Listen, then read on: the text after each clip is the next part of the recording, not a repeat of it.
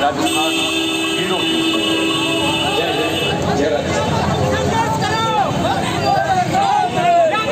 मेरा रंग दे बसंती चोला मेरी चोला मेरा रंग दे बसंती चोला हो आज रंग दे हो माए रंग दे मेरा रंग दे बसंती चोला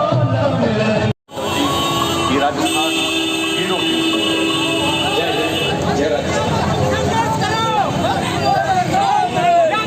मेरा रंग दे बसंती चोला मेरी चोला मेरा रंग दे बसंती चोला हो आज रंग दे हो माए रंग दे मेरा रंग दे बसंती चोला।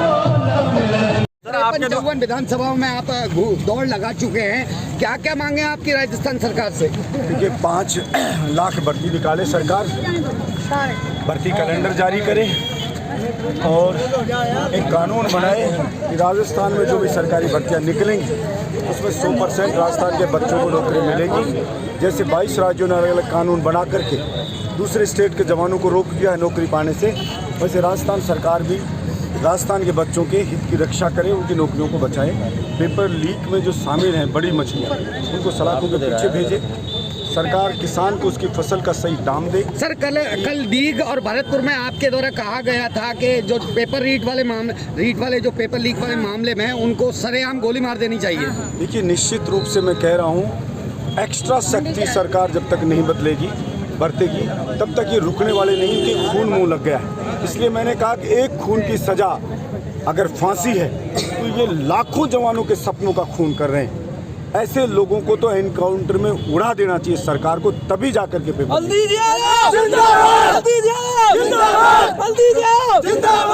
इसके साथ ही जो पूर्वी राजस्थान की जीवनदायिनी है ERCP, उसको राजनीति उस पर खेल रहे हैं। राज्य सरकार, केंद्र सरकार, लगता है उनकी इच्छा शक्ति नहीं है कि ये पानी पहुँचे, चंबल का पानी 13 जिलों में।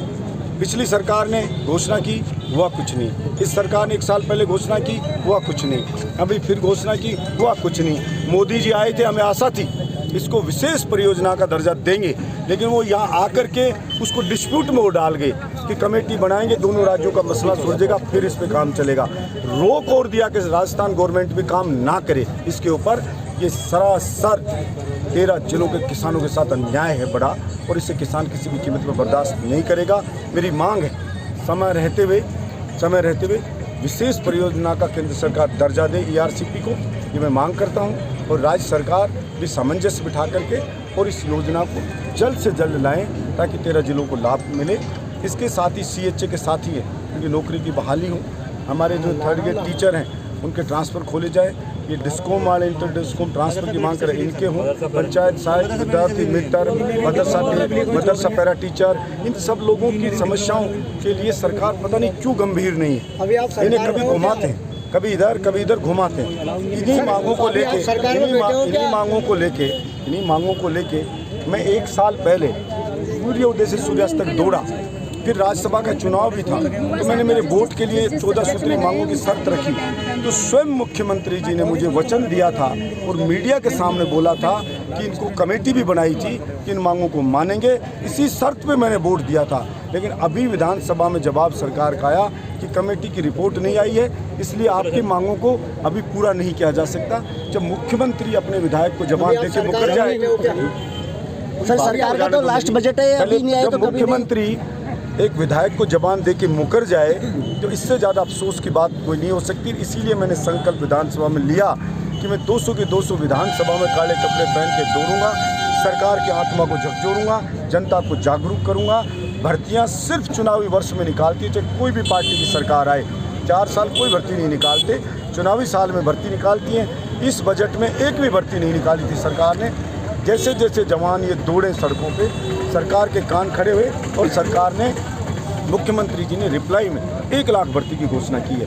हमारी मांग है 5 लाख भर्तियाँ निकलें। ना सेना में भर्ती हो रही है, ना यहाँ भर्ती हो रही है, और सिर्फ छोटी छोटी भर्तियाँ करके कर रहे हैं। और ये जो जगह जगह जन सैलाब आ रहा है ये इस बात को प्रमाणित कर रहा है कि ये मांगे बलजीत यादव के अकेले की नहीं है, जनता की मांग है। जनता की मांग को कोई सरकार अनदेखा करेगी तो उस सरकार को बहुत ही खतरनाक परिणाम भुगतने पड़ेंगे। सर कितनी विधानसभाओं में आप फिलहाल जा चुके हैं? सरकार में कैसे, सरकार को कैसे समर्थन दे सकता हूँ? लड़ाई युद्ध चल रहा है यहाँ, तो आप समर्थन की बात करें। सर कितनी विधानसभाओं में जा चुके हैं अब तक आप? ये मेरी अभी 155वीं विधानसभा। राजस्थान में पहली बार देखा है कि कोई विधायक काले कपड़े पहनकर दौड़ लगा रहा है प्रत्येक विधानसभा में। देखिए, एमएलए की तनख्वाह बढ़ाने की बात आए तो सारे के सारे एमएलए एकजुट हो जाते हैं, 10 सेकंड में तनख्वाह बढ़ जाती है। किसान की, जवान के हक की बात आए तब एमएलए सब बटे हुए नजर आते हैं। इसलिए मैं तो उनसे भी मांग करता हूं कि सभी मेरा साथ दें। बहुत बहुत धन्यवाद सर। प्राइवेट हॉस्पिटल मसौदा दिया था और मुख्यमंत्री अशोक गहलोत के द्वारा आपसे वादा भी किया गया था, आप वादा खिलाफी की गई है। मुख्यमंत्री अशोक गहलोत के द्वारा आपसे वादा खिलाफी की गई है आपकी मांगों को लेकर। क्या मुख्यमंत्री अशोक गहलोत अब आपकी मांगों को मानेंगे? देखिए, लोकतंत्र में मालिक जनता होती है। जैसा मैंने पहले कहा कि मैं 155 विधानसभा में गया हूँ और इन विधानसभा में एक आध को छोड़ के मैं जीवन में पहली बार गया हूँ, फिर भी जन सैलाब उमड़ रहा है। ये इस बात को प्रमाणित करता है कि ये आग है कि जनता के सीने में लगी हुई है। ये मांगे जनता की है और इनको अनदेखा नहीं कर सकती सरकार, ना मेरी पार्टी, ना मेरा संगठन, ना कोई मतलब, ना संसाधन। फिर भी इतने लोग आ रहे हैं, इसका मतलब लोग परेशान हैं और कोई महत्व नहीं है, क्योंकि वो ऐसे समय पे निकाली है कि अगर आपको ये जैसा जिला घोषित कर दिया या फिर हमने किसी भी चीज़ को आगे बढ़ा दिया कि अब वैकेंसी निकाली, तो यदि हम उस पर अमल नहीं कर पाए, उससे पहले ही अगर दूसरी चुनाव आकर के और सत्ता दूसरे के हाथ में चली जाती है तो फिर उनको दूसरी सरकार तो उसको नहीं मानेगी ना, वो तो अपने हिसाब से दोबारा से करती है। जब होर्डिंग ये सभी बदल जाते हैं तो नियुक्तियों की क्या अहमियत रहेगी? तो जितनी भी वैकेंसी इन बच्चों की है, जैसे इंजीनियरिंग में है, चाहे कोविड में जिन्होंने काम किया था उनको किसी भी चीज़ में सब्जेक्ट कोई भी, लेकिन प्रत्येक सब्जेक्ट पर गवर्नमेंट को अपना ध्यान देना चाहिए और उसके अकॉर्डिंग ही काम करना चाहिए। क्योंकि सरकार का एक उसूल होना चाहिए, मुखिया मुखसा चाहिए, मुखिया मुखसा चाहिए, पालक पोषित अंग। एक मुख खाता है लेकिन सकल पूरे शरीर को वो अपना खान पान पहुँचाता है, क्योंकि हर एक अंग का अपना महत्व होता है। तो सरकार को इसलिए चुना जाता है कि वे गरीब से लेकर के, अमीर से लेकर के, मध्यम परिवार से लेकर के, महिलाओं को लेकर के, सब युवा साथियों को लेकर के उन सब का ध्यान रखें और उस पर अमल करें।